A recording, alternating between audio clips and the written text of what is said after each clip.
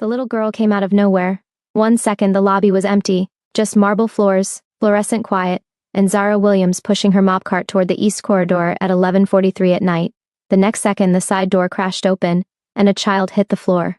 Her knees first, then palms, like whatever strength had been carrying her had simply given out the moment she crossed the threshold.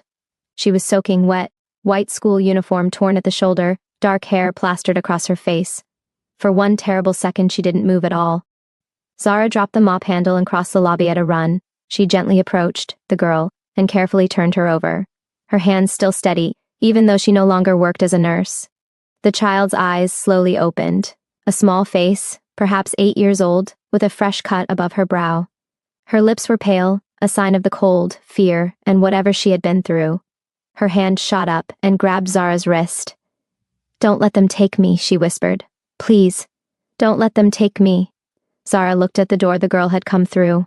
Through the rain-streaked glass she could see the street. Wet pavement, headlights, and a black SUV that had not been there 20 minutes ago. Sitting at the curb with its engine running and its lights off. Waiting.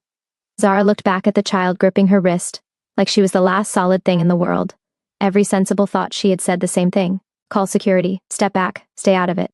She had come to Seoul to disappear, not to get pulled into whatever this was. She had rules she had built specifically to protect the quiet life she was holding together with both hands. She picked the girl up off the floor. "I've got you," Zara said. "You hear me? I've got you." She carried her behind the security desk. The overnight guard was on his bathroom rotation, she knew his schedule by now, and set her down in the chair crouching in front of her. The girl was still shaking, her small fingers locked in the front of Zara's work jacket like she was afraid that letting go meant disappearing. "What's your name?" Zara asked, keeping her voice low and even. "Ji-woo," the girl breathed. "Okay, Ji-woo, I'm Zara." She pulled the first aid kit from under the desk. She had put it there herself 2 months ago because the building's official kit was 3 floors up and useless in an emergency, and cracked it open. "I'm going to clean that cut. I need you to stay very still and tell me what happened." Ji-woo told her in pieces, the way frightened children tell things. Out of order, circling back, stopping when the words got too close to something she couldn't look at directly. She had been coming back from her tutors. Her driver hadn't shown up. She had waited 30 minutes before she started walking. The black car had been following her for 2 blocks before she ran. Zara cleaned the cut above her eyebrow with antiseptic, applied a small bandage, and said nothing while Ji-woo talked. But her eyes kept going back to the door. The SUV hadn't moved. "Where do you live?" Zara asked. "Here," Ji-woo said. 32nd floor. Zara went still for just a moment. In 14 months of working this building, she had cleaned every floor except 32. The elevator didn't go there without a keycard she didn't have. She had assumed it was a corporate suite. Empty, owned by someone who was never here. "Is your father home?" Zara asked carefully. Something shifted in Ji-woo's face. Fear, but a different kind. Older, more complicated. "He's going to be angry," she said quietly. "I wasn't supposed to be outside alone." "That's okay, that's not your problem right now." Zara looked at the SUV one more time. Then she made a decision she would spend the next several weeks trying to understand. But before we continue, kindly hit the subscribe button and tell us where you are watching from. Zara closed the first aid kit, stood up, and held out her hand. "Come on, I'll take you up." Ji-woo looked at her hand, then at her face. Then she took it. They crossed the lobby together. Zara used her pass key on the elevator panel. It got her as far as 31. But Ji-woo reached past her and pressed a code into the secondary pad below the buttons. 7 digits. Punching them in from memory with the casual fluency of a child who had grown up knowing access codes the way other children knew their home address. The elevator moved. Zara noticed 3 things on the ride up. Ji-woo had stopped shaking. Ji-woo was studying her face with the focused, unblinking attention of a child who had learned early to read adults carefully. And Ji-woo was still holding her hand. The elevator opened. The 32nd floor was not a corporate suite. It was enormous, a private residence that took up the entire level, floor-to-ceiling windows, wrapping the Seoul skyline on 3 sides, city lights smearing gold and white through the rain. The furniture was dark and expensive and minimal, the kind of minimal that wasn't about taste but about control, about wanting every surface clear. There were no photographs on the walls, no personal objects on the side tables, nothing soft anywhere except a single child's drawing taped crookedly to the refrigerator visible through the open kitchen archway. Crayon figures, one tall, one small, holding hands under a yellow sun. Zara had about 4 seconds to take all of this in before the men appeared. 3 of them, materializing from different doorways like they had been waiting. Black suits, earpieces, eyes that moved to Ji-woo first. Relief, fast and professional. and then to Zara, and went very flat. One of them said something sharp in Korean. Ji-woo stepped in front of Zara, 8 years old, chin held high, her voice suddenly carrying an authority that had no business coming from someone her size. She spoke quickly and firmly in Korean.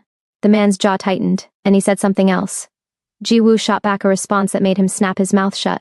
Then the door at the far end of the room opened. Kwon Min-sik did not walk into a room. He arrived in it, the kind of man whose presence rearranged the air, whose stillness was somehow louder than movement. Tall, broad-shouldered, dressed in a dark shirt with the sleeves rolled to his forearms despite the hour, like he had been working. And sleep was something that happened to other people. There was a tattoo curling up the left side of his neck that disappeared under his collar. His face was the kind of handsome that had been hardened into something more severe by years of keeping it very still. His eyes found Ji-woo first. Something moved across his face, relief, fury, and something rawer underneath both, all in the span of 1 second, all locked back down before it could fully surface. Then his eyes moved to Zara. They were cold, completely, professionally cold. The eyes of a man who looked at everything in terms of what it cost and what it wanted. "Who are you?" His English was precise, accented but deliberate, each word placed like he was used to people listening carefully to whatever he said. "Zara Williams," she said, her voice calm. "I work the night maintenance shift downstairs. Your daughter came through the lobby. There was a car outside following her." She kept her tone steady.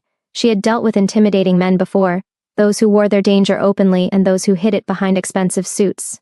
Min-suk was neither. He was the type of man who didn't bother hiding anything, because he had decided long ago he didn't need to. She had a cut above her eyebrow. I cleaned it. Silence stretched between them. Min-seok looked at Ji-woo. Ji-woo looked back at him with an expression that was equal parts guilt and defiance. The universal face of a child who knows they did something wrong but is not fully sorry. He crossed the room, crouched in front of her, and checked the bandage above her eyebrow with 2 careful fingers. His voice when he spoke to her in Korean was quiet and controlled, but Zara didn't need to understand the words. She could hear what was underneath them, the particular restraint of a parent who is very frightened and is turning it into something else because frightened is not something they know how to be. Ji-woo answered him, pointed at Zara, and said something that made one of the suited men near the door shift his weight. Min-suk stood, looked at Zara again. He reached into his shirt pocket and produced a card, matte black, no name, just a number, and held it out. "I'll have my assistant contact your employer. You'll be compensated for—" "I don't want money," Zara said. The room went very quiet. Min-suk looked at her with the expression of a man who had not heard that sentence in a long time. Maybe ever. "She was scared and she was bleeding and there was a car following her," Zara said. "I did what any person would do. Keep your card." She turned toward the elevator. "Zara, see." Ji-woo's voice, small, sudden, and urgent. Zara stopped and looked back. Ji-woo had crossed the room without anyone noticing and was standing right behind her. Her hand found Zara's again, both of hers wrapping around it the way they had in the lobby, that same desperate grip. Her voice dropped to barely a whisper. "Can you stay? Just for a little while, please?" She looked up at Zara with eyes that were both exhausted and too young, carrying something far too heavy for someone her age. "You're the first person who didn't look scared when they picked me up." The room was silent. Zara looked at the little girl's face. Then, slowly, she looked up at Min-suk. He was watching her with an expression she couldn't fully read, guarded and assessing, and, underneath it all, something that looked almost like he was waiting to see what she would do. Like he already knew what most people did and was waiting to be proven right again. Zara looked back at Ji-woo. "Okay," she said quietly. "A little while." Min-suk said nothing. But he didn't tell her to leave, and that, Zara would later understand, was how it started. A little while turned into morning. Zara hadn't planned it this way. She had meant what she said, an hour, maybe less, just until Ji-woo settled, until the grip on her hand loosened and the child's eyes stopped darting to the door, as if expecting something to come through it. That was all. Then she would take the elevator down, clock out 3 hours late and go home, leaving the 32nd floor behind as if it had never been part of her life. But Ji-woo didn't let go. She led Zara to the kitchen with the quiet authority of a child who had decided something and wasn't discussing it, climbed onto a bar stool and looked at her expectantly. "Are you hungry? Mrs. O leaves food in the refrigerator, but I'm not allowed to use the microwave alone." "Who's Mrs. O?" Zara asked. "The housekeeper. She goes home at 8. Ji-woo paused. "Appa doesn't like people sleeping here." Zara glanced toward the hallway where Min-suk had disappeared with 2 of his men 10 minutes ago, voices low. The conversation clearly not finished. She could still feel the weight of his eyes from across the room. That flat, measuring look that didn't give anything away and took everything in. "What does your father do?" Zara asked carefully, opening the refrigerator. Ji-woo was quiet for exactly 1 second too long. Business, she said. Zara looked at the refrigerator. It was stocked with the kind of precision that suggested someone other than the people who lived here made the decisions about it. Portioned containers, labeled in Korean, arranged by category. She found rice, leftover galbi, some spinach banchan. She pulled them out without asking permission because Ji-woo was looking at her with the specific hunger of a child who had been alone in a big apartment for hours and had eaten nothing since whenever. She heated the food and plated it properly. Not just dumped it, but actually took the time to arrange it neatly because her mother had raised her to believe that how you served food said something about how you saw the person. Ji-woo watched the process with complete fascination, her chin resting in both palms. Mrs. O just put the container in the microwave, Ji-woo said. Said Zara. It tastes different when it's on a plate. Everything does. She set the food in front of Ji-woo and then started quietly washing the utensils she'd used because she was in someone else's kitchen, and that was how her grandmother had raised her. Ji-woo ate with both hands wrapped around the bowl, properly but without the stiff self-consciousness of a child performing manners. She was just hungry, and trying not to show how much. You were a nurse, Ji-woo said between bites. Zara looked at her. What makes you say that? The way you cleaned my cut. And the way you carried me. She said it simply, like she was reporting an observation, no drama in it. Nurses carry people differently than other people. Zara turned back to the sink. I was, a while ago. What happened? Ji-woo asked. Things, Zara said. Ji-woo accepted this the way perceptive children accept incomplete answers from adults, not because they believe it's the whole truth, but because they understand that pushing won't open a door that isn't ready to open. She went back to her food. Zara finished washing up. She was drying her hands when she felt it. The shift in the room, the particular quality of silence that meant someone had entered it. She turned. Min-sok was standing in the kitchen doorway. He had changed his shirt. This one was black, simpler, and the tattoo on his neck was fully visible now. A design that started at his collarbone and curved upward, something between a dragon and a wave, old ink that had settled deep into the skin. He was looking at Ji-woo, who was finishing her food with focused contentment, apparently unconcerned by her father's appearance. Then he looked at the plate, then at the clean utensils on the drying rack, then at Zara. She said she was hungry, Zara said, before he could ask. He said nothing. He moved to the refrigerator, opened it, stood in front of it for a moment, looking at what remained, and then, so quietly she almost missed it. He took out one of the labeled containers, put it in the microwave, and set the timer. Zara picked up her jacket from the back of the bar stool. I'll head out, she said. The car that followed, Ji-woo, Min-seok said, without turning from the microwave. Black Hyundai, did you get the plate? Zara paused. Partial, last 3 digits. I can write it down. He turned then, looked at her with that same measuring stillness. You thought to memorize it. I thought someone should. Something shifted almost imperceptibly in his expression.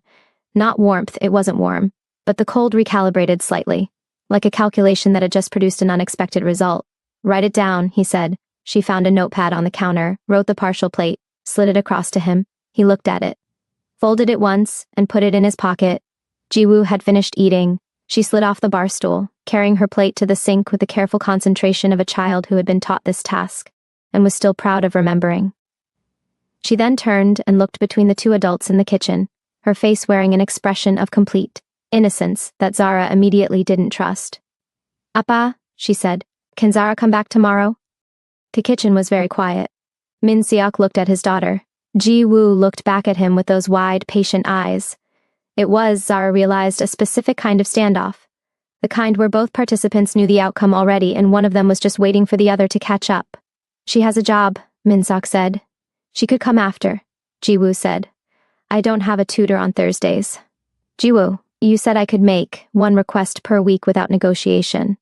Ji-woo's voice was perfectly level. This is my request. Zara pressed her lips together very hard. Min-seok looked at his daughter for a long moment. Then he looked at Zara, that flat, assessing gaze running its calculation again. We'll discuss it, he said. Ji-woo, clearly understanding that we'll discuss it from her father meant yes, but slowly nodded once with enormous dignity and then went to brush her teeth. Zara pulled on her jacket. Min-seok walked her to the elevator. He pressed the call button himself and then stood beside her with his hands at his sides, looking straight ahead. She doesn't do that, he said after a moment. Do what? Zara asked. Ask for people. He paused. His jaw moved slightly, like he was choosing his next words from a limited selection he trusted. She doesn't ask people to come back. Zara looked at the elevator doors. How long has her mother been gone? 2 years, and you work nights? It wasn't a question. He didn't answer it like one either, just a quiet exhale through his nose, almost too small to register. The elevator arrived, Zara stepped in, turned around. Min-seok was still looking at her with that expression she couldn't fully decode, guarded and assessing, and something else she couldn't name. Something that sat underneath all the control like a frequency she could almost hear. She's a good kid, Zara said. The doors began to close. Thursday, Min-seok said, one word, final, like a door opening 1 inch and stopping there. The doors shut. Zara rode down 32 floors in complete silence and stood in the empty lobby for a moment, looking at the marble floor she had been mopping, her cart still exactly where she'd left it. She went back to work. She told herself it was just Thursday, just once, just because the kid had a cut above her eyebrow and eyes too old for her face, and had said, "Don't let them take me," in a voice that no 8-year-old should know how to use. She told herself it wasn't anything more than that. She was wrong before she finished the thought. The men in the black car were gone by morning. Zara knew because she checked 3 times, once when she finally left the building at 2 a.m., once when she crossed the street to the bus stop, and once more when the bus pulled away and she turned to look through the rear window at the Gangnam Prestige Tower shrinking behind her in the rain. Gone. But the feeling they had left wasn't. She sat on the empty bus with her damp work jacket in her lap, and her hands folded too tightly in front of her, and tried to think about it clearly the way she used to think about things. Before Chicago, before everything. Laying the facts out one at a time like instruments on a tray. An 8-year-old girl. A school uniform. A cut above the eyebrow from falling on wet pavement. A car that had followed her for 2 blocks without stopping, without approaching, just following, watching, waiting for something. For what? The bus hummed through the wet streets. Seoul at 2 a.m. was a different city. Quieter, stripped down, the neon still running but the crowd's gone, just slick pavement and the occasional delivery bike cutting through the dark. Zara pressed her forehead briefly against the cold window. Don't let them take me. Not help me. Not I'm scared. Not call my father. Take me. Like she already knew that was what they were there for. She told herself she wasn't going back. She believed it for exactly 4 days. On the 5th day, her supervisor called her into the small ground floor office that smelled like old coffee, and told her, with an expression that was trying very hard to be neutral, that the building's primary residential account, the 32nd floor, the one that went through a private management company and paid 3 times the standard maintenance fee, had submitted a formal request. Additional cleaning services, twice weekly, mornings only, assigned specifically to her. Zara sat in the chair across from her supervisor and kept her face very still. You can decline, her supervisor said, in the tone of someone who understood perfectly well that she could not decline. Zara thought about the partial plate number she had memorized. She thought about Ji-woo's hand around her wrist on the lobby floor. She thought about Min-seok in that elevator, jaw tight saying one word, Thursday, like he was rationing something. I'll take it, she said. The 32nd floor in daylight was a different place, still enormous, still minimal, still controlled, still carrying that particular quality of a space that had been arranged to give nothing away. But the morning light came through the floor-to-ceiling windows in long flat sheets that hit the hardwood and made the whole apartment look almost, like somewhere a person actually lived. Ji-woo was already dressed when Zara arrived. Uniform pressed, hair braided, backpack on, sitting at the kitchen counter eating toast with the focused efficiency of someone who had a schedule and kept it. She looked up when Zara came in, and her face did the thing, that immediate, unguarded brightness, before she remembered apparently that she was trying to seem casual about it. You came back, Ji-woo said. I work here now, Zara said, setting down her kit. Ji-woo processed this with visible effort at composure. Oh, she said. Then okay. Then she went back to her toast, and Zara was fairly sure she was hiding a smile in it. Min-seok appeared from the hallway in a dark suit, phone to his ear, speaking in rapid Korean. He glanced at Zara. Something passed across his face, not surprised he had arranged this himself, but something more careful than that, an assessment. Like he was checking whether a decision he had made was going to hold up in daylight. He looked away first, said something final into the phone and ended the call. He set a key card on the counter in front of Zara without making it a moment. Service elevator is faster, he said. North side, thank you, Zara said. He nodded once, picked up his jacket, kissed Ji-woo on the top of the head in a motion that was quick and precise, practiced clearly daily, clearly the hinge of their morning routine, and walked out. The apartment door closed. Ji-woo watched it for a second, then she looked at Zara. He doesn't tell me things, she said quietly. Zara looked at her. What kind of things? About the men. Ji-woo set her toast down. Her voice had changed, smaller now, stripped of the morning brightness, something older underneath. I've seen that car before, not just that night, I've seen it 3 times. Outside school, outside the tutor's building. She paused. I told Appa. He said it was nothing. Zara said nothing. She was very still. It's not nothing, Jiwoo said, not afraid, just certain the way children are certain about things adults are trying to protect them from knowing. People who are nothing don't follow you. The kitchen was quiet. Zara crouched down until she was level with Jiwoo's face. Has anyone ever tried to approach you, touch you, talk to you when your driver wasn't there? Jiwoo shook her head. They just watch. She looked at Zara with those 2 old eyes. Why do people watch someone before they do something? Because they're planning it. Because they're waiting for the right moment. Because whoever sent them wants to be sure before they move. Zara didn't say any of that. I don't know, she said. Jiwoo looked at her for a long moment, then she picked up her toast again and finished it. The brightness returned to her face as she chattered about her tutor and a girl at school who had said something funny the previous day. Zara started cleaning, responding in the right places, laughing at the right moments. But her hands weren't steady the way they usually were. And that night, 3 floors below in the basement parking structure, she stood beside her bus stop and watched a black Hyundai Ease slowly pass the building, without stopping. Different plate, same car, she wasn't supposed to be in the east corridor of the 32nd floor. She was cleaning the main living area when she heard it. Low voices from behind the study door that Min Seok kept shut, always shut. The one room she had been told without words was not part of her service. She would have kept moving. She was good at not hearing things that weren't meant for her. But then she heard Jiwoo's name. She stopped. The voices were in Korean, fast and tense. 2 men, Min Seok and someone else she didn't recognize. She couldn't understand the words, but she understood the shape of it, the particular rhythm of men discussing something dangerous, something that had a deadline attached to it, something where the options on the table were all bad. Jiwoo's name came up again, and then a word she did know because she had heard it on the news, in the papers, in the conversations of other residents in this building, who talked too loudly in lobbies when they thought maintenance staff couldn't hear. Hashong. She had looked it up once, months ago, after overhearing it the first time. A rival syndicate, old money, old grudges operating out of Busan, the kind of organization that made its points by taking things from people, not money, not territory. Things that couldn't be replaced. People. The study door opened. Zara moved, taking 3 steps back, cleaning cloth in hand, working the baseboard like she had been there the whole time. The man who emerged wasn't Min Seok. He was shorter, sharp-faced, with a scar cutting through his left eyebrow. He saw her. His eyes went flat. A look that had nothing to do with surprise and everything to do with evaluation. He said something in Korean. Zara looked up with the perfectly calibrated blankness she had perfected over 14 months of being the only black woman in rooms where people weren't sure what to do with her. Sorry, I don't speak Korean. He stared at her for 2 more seconds, then he walked past her toward the elevator. Min Seok appeared in the study doorway. He looked at Zara, at the spot where the other man had been, at Zara again. His jaw was tight in a way that was different from his usual tight. Less controlled, more pressurized, like something underneath it was pushing. How long were you in this corridor, he asked. 2 minutes, Zara said. I can come back to this section later if... It's fine, he said it too quickly, then he stopped, exhaled once through his nose. Looked at her with something that had moved past cold into something raw. You heard? I don't speak Korean, Zara said. You heard the tone. She held his gaze. Yes. The hallway was very quiet. Min Seok looked at the elevator door his associate had disappeared through. Something moved across his face that she had not seen there before, not the controlled fury she had come to recognize, not the measured assessment. Something that looked, for just one exposed second, like fear. The kind that lives beneath every other emotion in a parent. The kind that doesn't have a bottom. He looked back at Zara. Jiwoo can't know, he said, his voice low and precise, each word deliberate. What you heard, what you think you understand.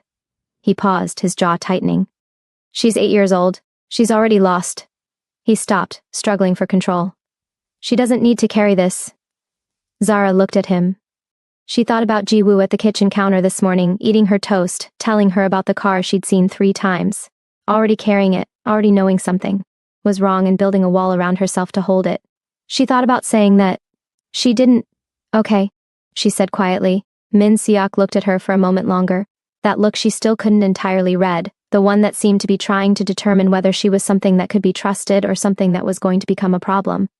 Then he went back into the study and closed the door. Zara stood in the corridor alone.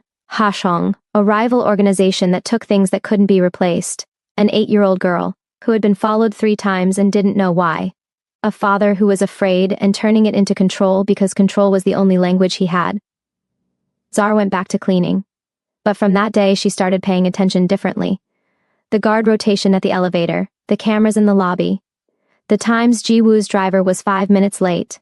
The second black car she had now seen twice. Different plates, same slow crawl past the building. She told herself she was just being careful. She told herself this was not her fight. She was still telling herself that when Min-sok appeared in the doorway of the kitchen 3 days later, while she was teaching Ji-woo how to season properly, and Ji-woo looked up and said, completely naturally, completely without thinking, "Appa, come taste this. Zara says you can tell everything about a cook from how they season." And Min-sok looked at his daughter's face, bright and easy in a way it hadn't been in 2 years, and sat down. He tasted it. He said nothing about the food. But he stayed at that table for 40 minutes.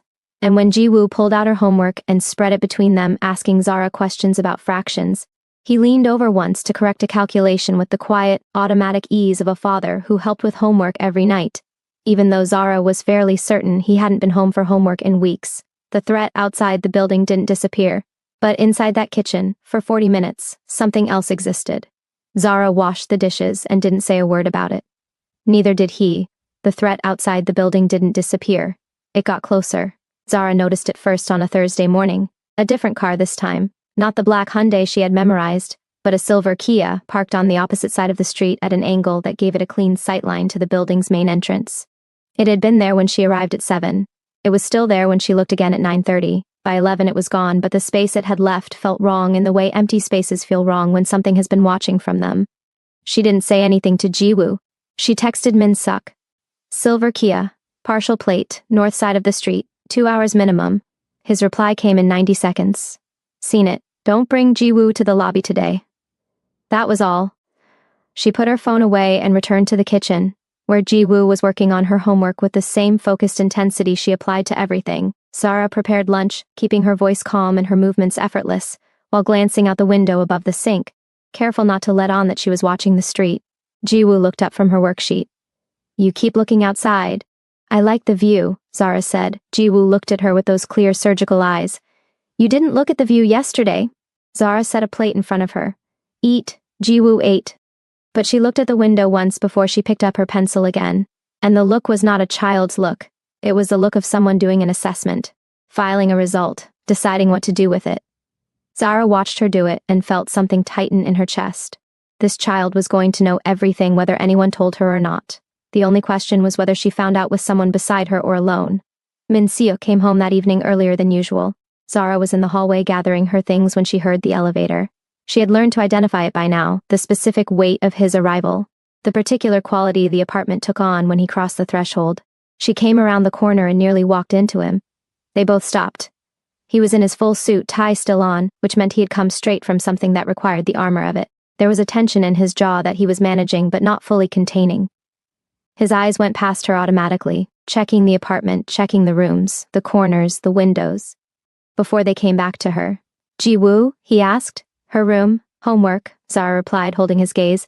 The car came back, different plate, same position. His jaw tightened even more as he stepped past her toward the window. He positioned himself at the edge, not directly in front but to the side, the instinct of a man trained to stay out of sight from the street. He peered down at the road below. They're not trying to hide anymore, Zara said quietly. No. He kept looking at the street. They want me to know there, it's a pressure tactic.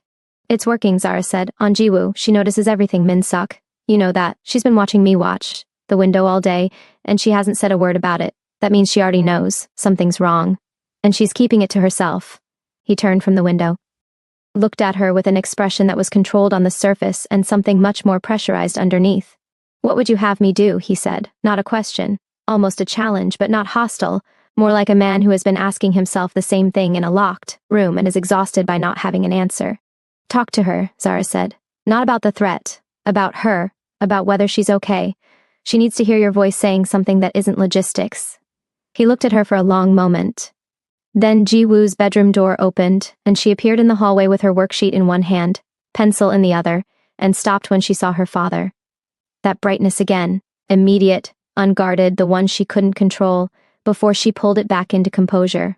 Appa, she said carefully. You're home early. I am, he said.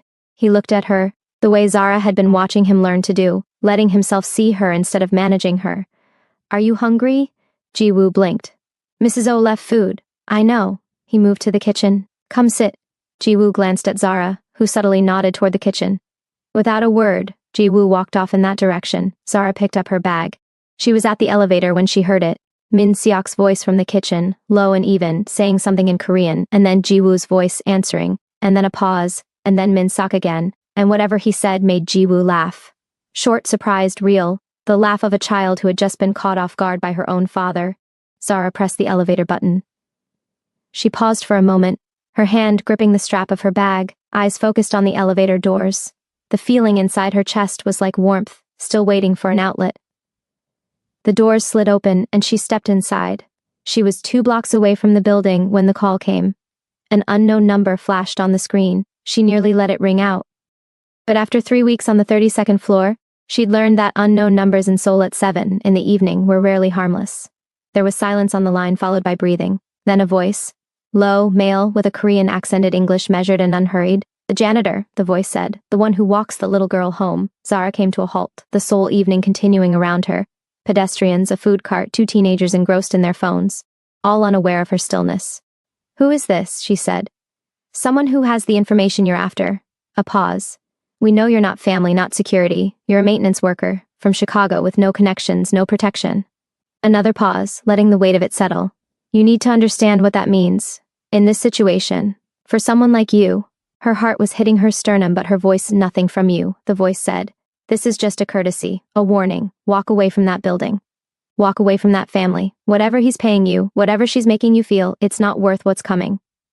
The voice lowered, a touch colder. We have no issue with you. But when this moves, and it will soon, anyone near that child becomes a liability, and liabilities. A pause. Get handled.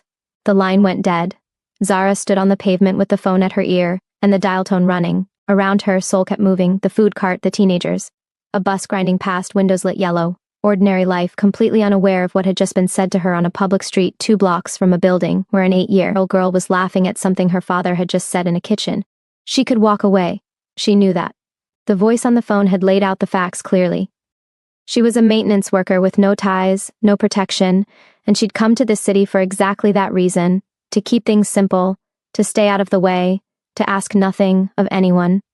She could return to her apartment now, call her supervisor in the morning, request a reassignment, and none of this would be her problem anymore. Her phone buzzed. A message. Min Seok. She wants to show you something she drew. Are you still nearby? Zara looked at the message. She thought about Ji-woo on the lobby floor, her hands gripping her wrist. Don't let them take me. Not a question. Not a plea. A statement directed at the one person in the lobby who had stopped. She typed back, on my way up. She turned around and walked back to the building. The drawing was new, bigger than the others, done on 2 pieces of paper taped together, covering the full spread of the kitchen counter, when Ji-woo unrolled it with the gravity of an artist presenting a major work. It was the coast. Ji-woo had never been there. Zara had mentioned it once, casually, saying she wanted to see the Yellow Sea someday. But Ji-woo had envisioned it clearly, without hesitation. Blue water, white waves, a cliff with a house perched on top, 3 figures standing on the porch. One tall and dark-suited, one tall with big hair. One small, arms spread wide like she was about to jump into the wind. Above it, in Ji-woo's careful block letters someday. Zara looked at it for a long moment. You put us all there, she said. That's where we're going, Ji-woo said simply, like it was already decided, like the drawing wasn't a wish but a plan. Zara glanced up from the drawing. Min Seok stood across the counter watching her study it. His jacket was off, tie loosened, the version of him that emerged once the armor came down. He watched her with that look she still couldn't quite name, the one that went beyond mere assessment, the one that had been growing slowly, and now it was something she could feel even from across the kitchen counter. He looked at the drawing, then at her. Someday, he said quietly, neither agreeing nor dismissing. It hung somewhere between a question and a promise, the word holding space as if it were waiting to be filled. Zara looked at Ji-woo, who was watching them both with enormous innocent eyes that were not innocent at all. Someday, Zara said. She didn't tell Min Seok about the phone call that night. She told him the next morning, early before Ji-woo was up, in the corridor outside the kitchen. She gave him the full account, the voice, the words, the specific phrasing, the number. She watched his face while she talked. He went very still in the way he went still when something was serious. The stillness that was not calm but the opposite of it, everything moving fast on the inside and nothing showing on the outside. When she finished, he was quiet for a moment. You came back, he said. Yes. After they told you to walk away. Yes. He looked at her. Something moved in his face that he didn't try to cover. Why? Zara thought about Jiwoo's drawing. The three figures on the cliffs, someday in block letters above them. A child who had decided something was real before the adults had caught up to it. Because Jiwoo drew me in, she said, and I'm not the kind of person who lets a child draw them in and then disappears. The corridor was silent. Min-sak watched her for a long moment, his gaze unshielded, carrying the full weight of it. Then, for the first time, he did something she hadn't seen him do. He exhaled slowly, reached out, and placed a hand gently on her shoulder, not gripping, not pulling, just a simple touch. A hand that spoke volumes, more than words could express. Then his phone went off. He looked at the screen and the moment sealed back over, the weight of everything outside coming back in, and he moved toward the study. Stay close today, he said, not looking at her. Don't take the lobby route. Use the service elevator. He paused. And Zara, I know, she said. He glanced back at her, something quick and certain, in his eyes, then he was gone. The first sign that something was wrong came one morning. Jiwoo's driver didn't show up. Zara checked the time, 7:52. The car was always there by 7:40. She went to the window and looked down at the street. No car. She called the driver's number. It rang out. She called again.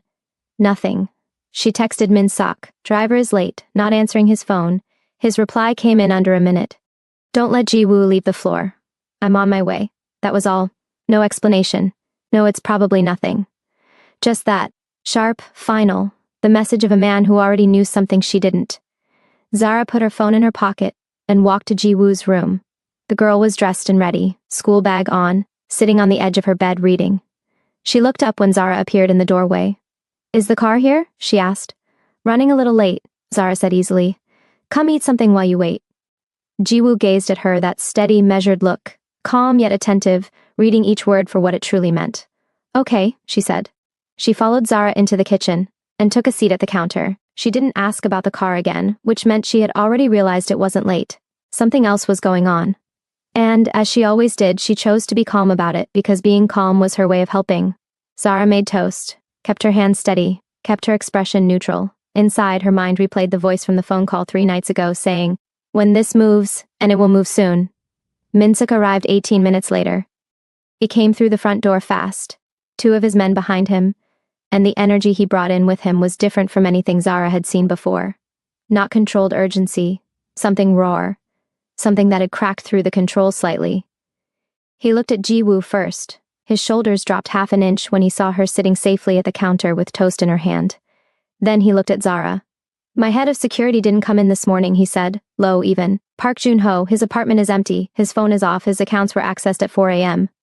The kitchen was very quiet. Zara understood immediately. She could see it laid out clearly, every implication, every consequence, falling into place like dominoes. Park Jun-ho, the man in charge of the guard rotations, the one always positioned closest to Min-sak in every meeting, the man who had Jiwoo's schedule memorized to the minute, knew every camera blind spot, the driver's route, the codes. He knew everything. He gave them everything, Zara said. Min-seok's jaw tightened. Yes. Jiwoo had gone very still at the counter. She wasn't pretending to eat anymore. She was sitting with her toast in her hand, looking at her father with an expression that was too old for her face. Park Jun-ho, she said quietly. I knew something was wrong with him. Both adults looked at her. He stopped looking at me last week, she said. He used to check the room and I was always part of what he checked. Then he stopped. She set the toast down. People stop looking at you when they've already decided something about you. The kitchen was completely silent. Min-seok looked at his daughter, this 8-year-old girl who had just said out loud what his entire security team had missed, and something crossed his face that he couldn't hide. Something between devastation and awe. He crossed the kitchen and crouched in front of her. He spoke to her in Korean, calm and straightforward. No attempts to soften his words, no managing the conversation. Just honesty, father to daughter, the talk Zara had been hoping for. She couldn't understand the words, but she grasped the intent. Jiwoo listened, gently touching his face with one small hand, like a child offering reassurance, silently telling him everything was okay. Min-sak stood, cleared his throat, and looked at Zara. I need her away from the windows, he said. And I need you to stay with her. I'm not going anywhere, Zara said. The next 3 hours were the longest of Zara's life. She and Jiwoo stayed in the inner hallway. No windows, no view from outside.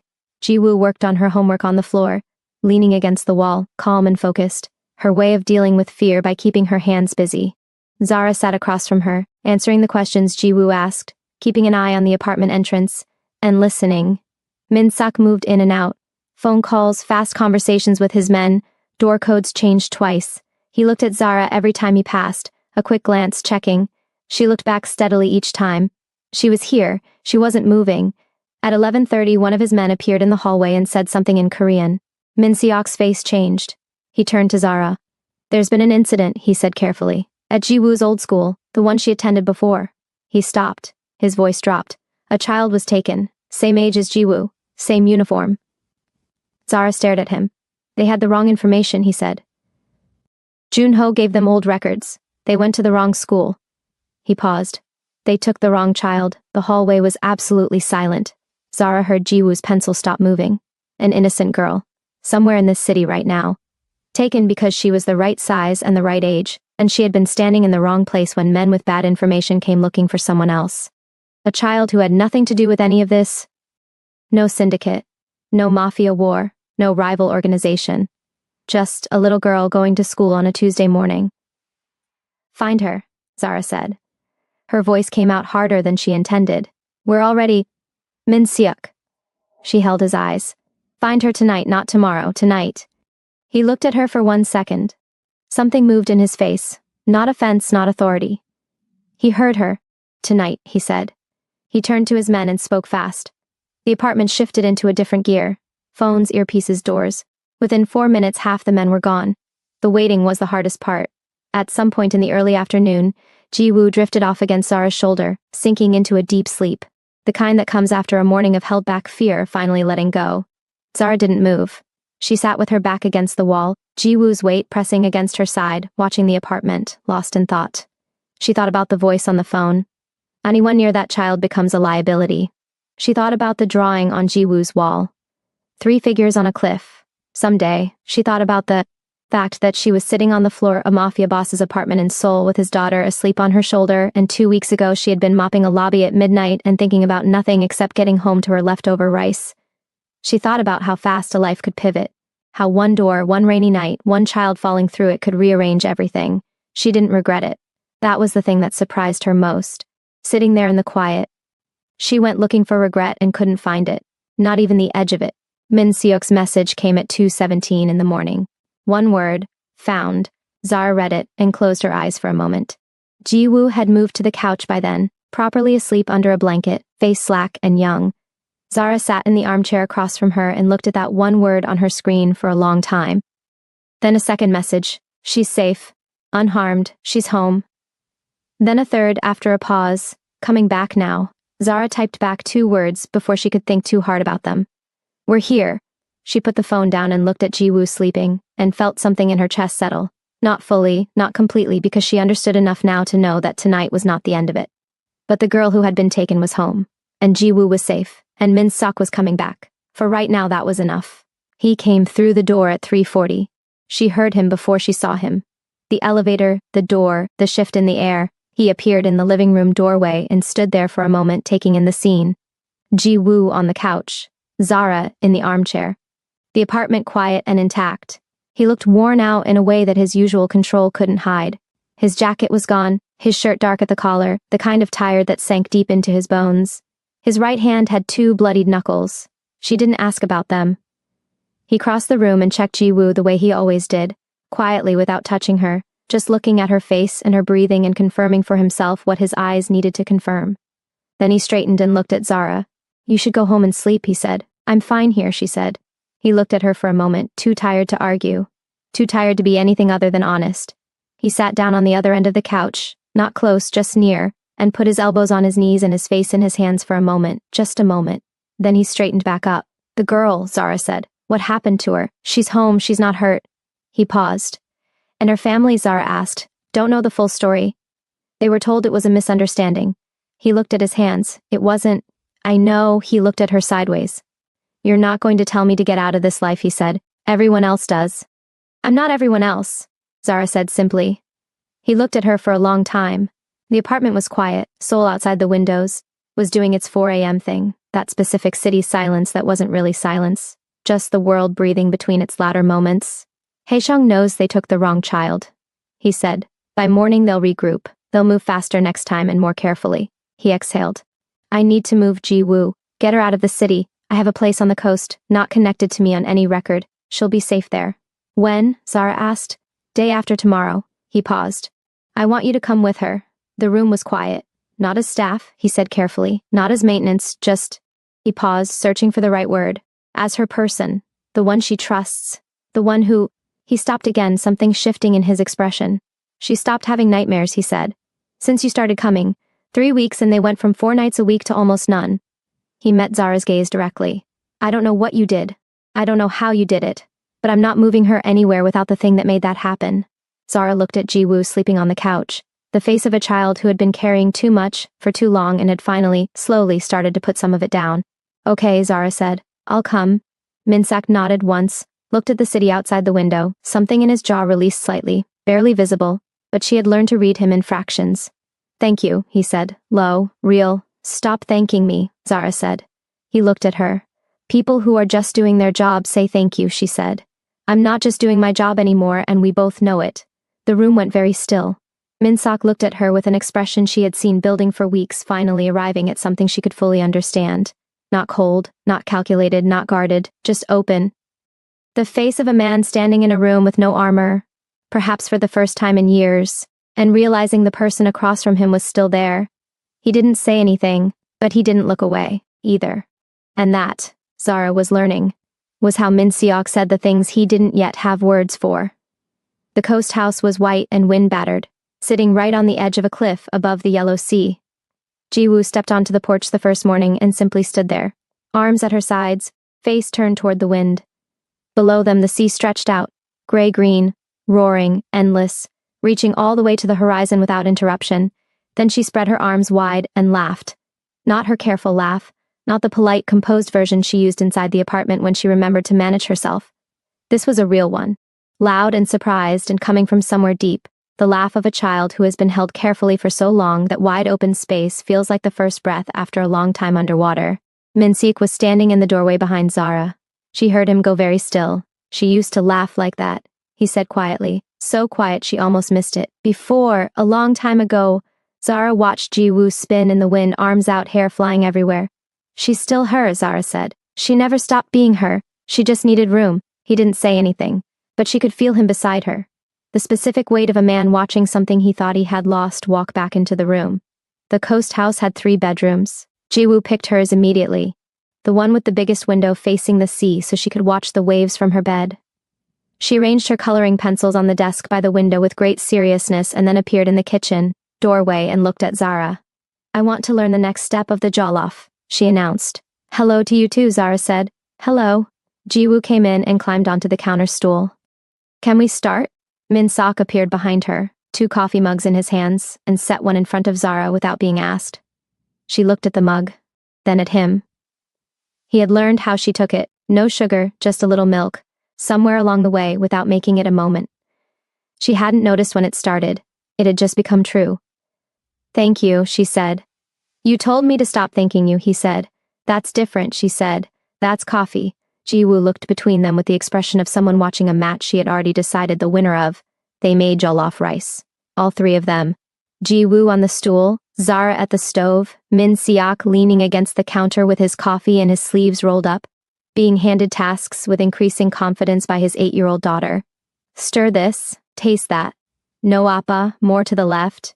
He did everything she told him, without argument, without his usual authority. Zara kept her back to them for most of it so neither of them could see her face. 3 days into the coast house the nightmares came back. Not Ji-woo's, Min Seok's. Zara didn't know about them at first. She heard him on the second night. A sound from down the hall at 2 in the morning, movement, a door. She lay in her room, listening as he walked to the kitchen. She heard the water running, then the quiet of him standing at the window. She had come to recognize the stillness of that, the way he stood there just waiting. She got up. He was at the kitchen window with a glass of water, looking at the sea in the dark. He heard her come in and turn slightly. He didn't look embarrassed, just tired. I wake up in it sometimes, he said, no preamble. My wife's accident, the night they called me. He paused. In the dream I always answer the phone faster, I always get there in time. He looked at the water. I never do. Zara sat at the counter. She didn't say I'm sorry, she didn't say it gets easier. She had learned that he didn't need managing. He needed someone to just be in the room. How long, she asked. 2 years, he said. Some months are better. And Ji-woo? She asked carefully. Does she know you have them? He shook his head.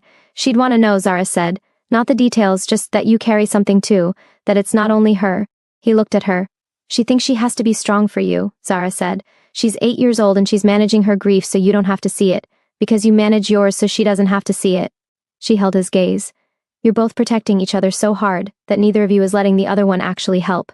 The kitchen was very quiet. The sea moved outside, loud and continuous, indifferent to everything. Min-seok looked at the window for a long time, then he set the glass down and turned to face her properly. He looked at her the way he had been looking at her more and more lately, without the layers, without the distance, just directly, the way you look at someone you have stopped pretending about. I don't know how to do this, he said, simple, honest. Any of this, that being a person outside of what I built.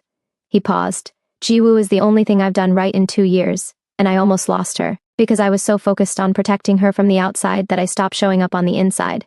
You're showing up now, Zara said. Because of you, she looked at him. No, because you chose to, I just gave you somewhere. To put it down for a minute. He shook his head slightly. You did more than that. He was quiet for a moment. You walked back into this building after someone called you and told you to leave. You sat on a hallway floor with my daughter for hours and didn't flinch. You looked at this life, everything it is, everything it costs, and you stayed. His voice had dropped. Nobody stays, Zara. People leave this world or get forced out of it. Nobody chooses it. I didn't choose the world, she said quietly. I chose Ji-woo. And I chose you. The silence that followed was so complete she could hear the waves below the cliff. Min-se crossed the kitchen. He stopped in front of her, close, closer than the careful managed distances he had kept for weeks. She could see everything in his face from here. All of it. The exhaustion and the grief and the thing underneath both of them that had been building since a rainy lobby and a child on a marble floor. He reached up and put his hand against the side of her face. Gentle, careful. The hands of a man who handled dangerous things all day and was suddenly terrified of being rough with something that mattered. I don't want you to be here because of Ji-woo, he said, low. I want you to be here because of this, because of us, whatever this is. He searched her face. Is there an us? Zara looked at him. She thought about Chicago, the hospital doors, the one-way ticket, the mop cart, the quiet small life she had built to protect herself from wanting things. She thought about how exhausting it was, protecting yourself from wanting things. Yes, she said, there's an us. Something moved through him, she felt it, a release like a building settling after a long time of holding itself too tight. He pressed his forehead down against hers, and they stood like that in the kitchen at 2 a.m. with the sea outside, and the house quiet around them. I'm going to need you to be patient with me, he said. I'm not good at this. I know, she said, I'm not either. We'll figure it out. Yes, she said, we will. Ji-woo found out on a Sunday morning. She came into the kitchen and found her father cooking eggs, because Zara had spent 3 days teaching him, and he was now deeply, personally invested in no longer having sad eggs. She stood in the doorway, taking in the scene. Her father and Zara at the counter, each with a cup of coffee. The kitchen was warm, filled with the sound of butter sizzling, and the radio Ji-woo had found in the cupboard, now playing old Korean pop songs. Ji-woo watched it all, taking it in. Then she looked at the way her father glanced over at Zara when he thought she wasn't looking, and the way Zara smiled at her coffee when he did. Ji-woo sat down at the counter. She pulled the orange juice toward her. She poured herself a glass with great calm. Finally, she said. Min-seok turned from the stove. What? I've been waiting, Ji-woo said patiently, for a very long time. Ji-woo, weeks, Appa. She took a sip of juice. Weeks. Zara put her coffee mug down in front of her face. Her shoulders were shaking. The eggs are burning, Ji-woo said. Min-seok turned back. He fixed the eggs. He plated them, properly, the way Zara had taught him, because he was a man who once he decided to do something did it correctly. He set a plate in front of Ji-woo, and one in front of Zara and sat down with his own. Ji-woo tasted hers. She looked at the plate, then at her father. These are not sad, she said, surprised, impressed. No, Min-seok said, they're not. Ji-woo looked at Zara. Zara looked back at her. She's staying, Ji-woo said. Not a question. If you want me to, Zara said. Ji-woo picked up her fork. I drew us on that cliff 8 days ago, she said. I've been waiting for everyone else to catch up. She ate her eggs. Min-seok looked at Zara across the table. Zara looked back. The morning light streamed through the coast house windows, white and fresh, spilling across the table with the plates, orange juice and Jiwoo eating, her hands wrapped around her fork the way she always did when she was content. Outside, the sea continued its endless motion. Inside, something that had been broken for a long time was sitting at a kitchen table eating eggs. The Haechong situation ended on the 19th day. Zara didn't ask for details. Min-sak came back to the coast house that evening and sat beside her on the porch steps while Jiwoo drew inside, and he said 2 words. "It's done." She looked at him. His face was settled, not happy, something quieter than happy. The face of a man who has finished something heavy and set it down and is only now beginning to feel the absence of the weight. "And after?" she asked. He looked at the sea. The sun was going down, turning the water deep red and orange. "I've been building something on the legitimate side for 3 years," he said. "It's ready. The syndicate will restructure. It won't happen overnight." He paused. "But Jiwoo will grow up without looking over her shoulder. That's what it was always for."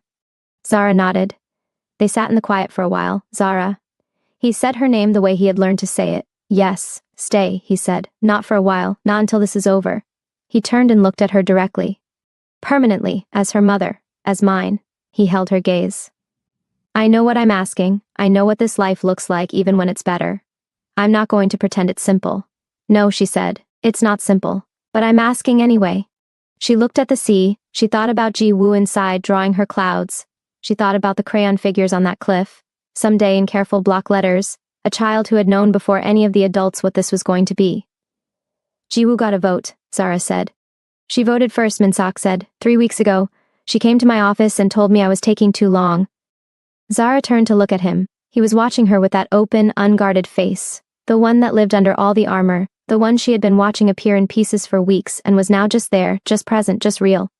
She laughed. It came up from somewhere deep and surprised her with its size. A real full laugh, the kind that doesn't ask permission. Min-sik watched her laugh and smiled. A real one, the kind that changed his whole face. "Yes," Zara said when she could breathe. "Okay, yes." He reached over and took her hand, simple, no ceremony, just his hand around hers on the porch steps above the yellow sea, while the sun finished going down, and the water turned dark and beautiful below them. Inside, Jiwoo appeared at the window. She looked out at the 2 of them on the porch steps. She looked for exactly 3 seconds. Then she went back to her drawing. It was a new one. 3 figures on the porch steps above the sea. One tall, broad-shouldered. One tall, big-haired. Hands connected between them. Above them, in Jiwoo's careful block letters, one word, home.